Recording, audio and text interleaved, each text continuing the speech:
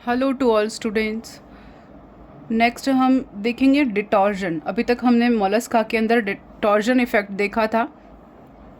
अब हम उस डिटॉर्जन देखते हैं। डिटॉर्जन क्या होता है? इसको हिंदी में अध्यावर्तन भी कहते हैं। इट मीन्स कुछ प्राणियों में जब ऐंठन या टॉर्जन होती है तब उनमें रिवर्स रिएक्शन हो जाती है, यानी कि वो अपनी पुरानी स्थिति को वापस प्राप्त कर लेते हैं। ये जो प्रक्रिया है वो क्या कही जाती है? डिटॉर्जन, यानी टॉर्जन का जस्ट ऑपोजिट या reverse reaction of the torsion. The changes occurring in torsion are to a certain extinct reversible, यानी कि ये कैसी प्रोसेस है? रिवर्सिबल प्रोसेस होती है, यानी कुछ सीमा तक जो टॉर्जन में चेंजेस होते हैं वो चेंजेस वापस से रिवर्सिबल हो जाते हैं या रिवर्स हो जाते हैं। This reversible is known as detorsion and it is very characteristics of the whole group of the Euthyneura. तो ये किसका कैरेक्टर है? यूथिन्यूरा ग्रुप का कैरेक्टर है। ये जो प्रक्रिया है अध्यावर्तन की, इसमें क्या होगा कि रिवर्स रिएक्शन के थ्रू जो टॉर्टेड ऑर्गन्स थे वो अपनी वापस पूर्व स्थिति में आ जाते हैं। और ये किस में देखा जाता है? ये यूथिन्यूरा में देखा जाता है।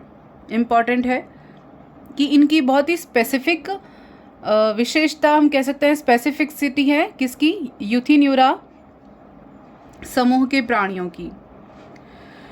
उसके बाद है as a result pallial complex travel back toward the posterior end along the right side ctenidia point backwards auricle move behind the ventricle and the visceral lobe become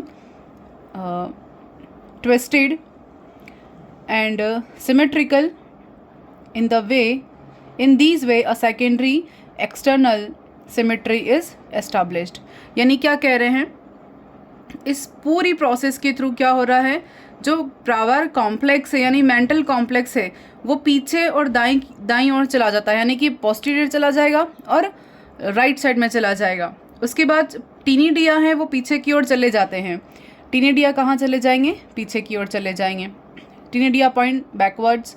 फिर auricle move behind the ventricle. Auricle कहाँ चला जाएगा? Ventricle के पीछे चला जाएगा। और जो वाइसरल लूप है उसकी जो ट्विस्ट या हम कहेंगे उसकी जो मरोड़ थी, या ये अनट्विस्टेड हो जाते हैं। इसका जो मरोड़ था ना वो खुल जाता है, ये अनट्विस्टेड हो जाते हैं एंड और उनकी सिमिट और सममितीय हो जाता है, यानी कि इनकी जो सिमेट्री चली गई थी वो सिमेट्री वापस आ जाती है। फिर देखते हैं torsion must be disadvantageous to adult snail. ये टॉर्जन किसका डिसएडवांटेज है? स्नेल के लिए। जो स्नेल होते हैं उनमें टॉर्जन हानिकारक होती है एडल्ट के अंदर, है ना। एडल्ट स्नेल के अंदर टॉर्जन बहुत से ऐसे प्रोसेस में हानिकारक हो सकती है, उनका एक डिसएडवांटेज हो सकता है। As many of them have undergo detorsion process, इसलिए उनमें वापस से क्या हो जाता है? डिटॉर्जन की प्रोसेस हो जाती है। Various degree of detorsion are met within the Euthyneura, यानी बहुत से ऐसे स्नेल हैं जिसमें डिटॉर्जन की प्रोसेस होती है और यूथिन्यूरा में अनेक प्रकार से हमें डिटॉर्जन देखने को मिलता है। सबसे कम विकसित जो स्पेसिफिसिटी पाई जाती है ओपिस्थोब्रैंकिया में और पल्मोनेटा में, जैसे एक्टियोन, बुला आदि में डिटॉर्जन की प्रोसेस पूर्ण नहीं होती, यानी कि इसमें तो हमें कंप्लीटली देखने को मिला।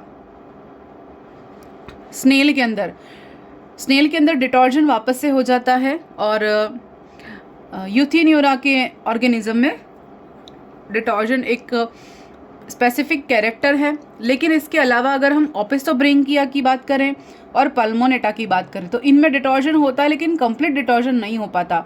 सो that the visceral loop remains partially twisted and the anus and the tinidium. Formerly this condition was looked upon as the arrested stage in the torsion, but there is the same reduction of the paired parts of the pallial complex as in the specialized streptoneura। तो इनमें क्या हो रहा है कि completely डिटॉर्जन नहीं हो रहा है, वो बीच में आकर रुक जाता है, जिससे क्या होगा? इनके जो वाइसरल लूप है वो कम समय के लिए कुंडलित हुए थे तो वो बीच में ही स्टॉप हो जाती है प्रोसेस, जिस कारण क्या होगा?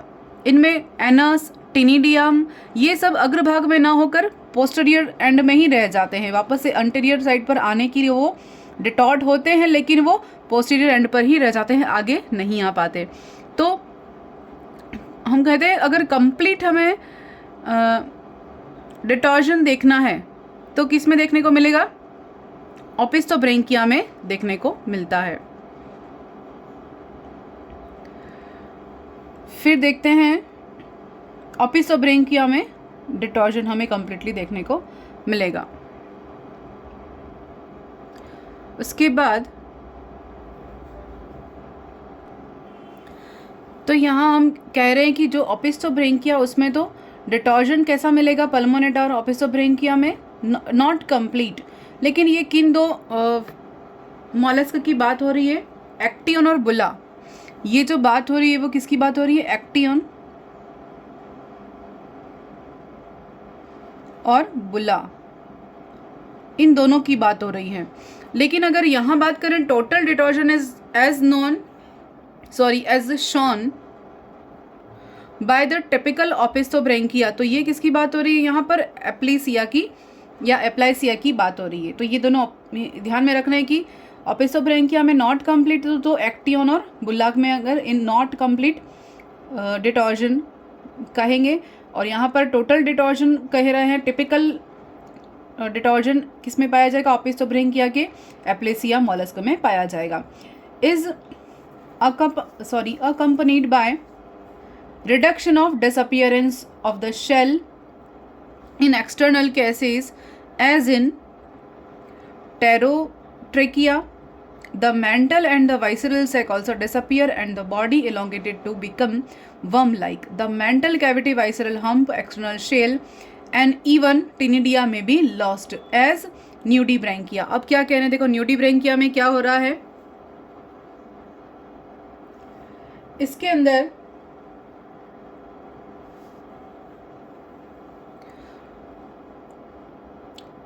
इनमें तो रिडक्शन हो रहा है और डिसअपियरेंस हो रहा है शेल का बाह्य रूप से इन एक्सटर्नल केसेस, जैसे कि टेरोट्रैकिया में, और इसमें mantle and the visceral sac also disappear. Mantle भी डिसअपियर हो जाएगा और वाइसरल सैक भी डिसअपियर हो जाएगा। And the body elongated to become worm like, और बॉडी डिटॉर होकर कैसी हो जाएगी? पहले तो टॉर्जन में क्या होता था कि फिगर ऑफ 8 बना रहा था टॉर्ट होकर, लेकिन डिटॉर्जन हो जाएगा तो वर्म लाइक शरीर बन जाएगा। वापस से कैसा शरीर बन जाएगा?